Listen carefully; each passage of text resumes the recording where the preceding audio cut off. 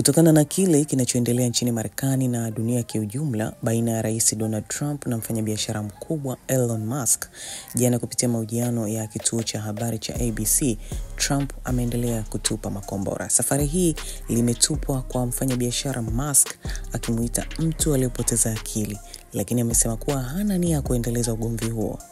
Katika mahojiano hayo na ABC News, Trump alieleza kuwa hana mpango wa kuzungumza na Musk, akiongeza kuwa sifikiri hata kuhusu Elon. Ugomvi huu ulianza baada ya Musk kukosoa muswada mkubwa wa kisheria wa Trump unaojulikana kama Big Beautiful Bill, ambao unalenga mageuzi ya kodi na uhamiaji. Musk alidai kuwa muswada huo utachangia kuongezeka kwa deni la taifa na hata alipendekeza Trump aondolewe madarakani. Ingawa Musk alionyesha nia ya kupatanisha kupitia mitandao ya kijamii, Trump alikataa wazo hilo akisema hana haja ya kuzungumza naye.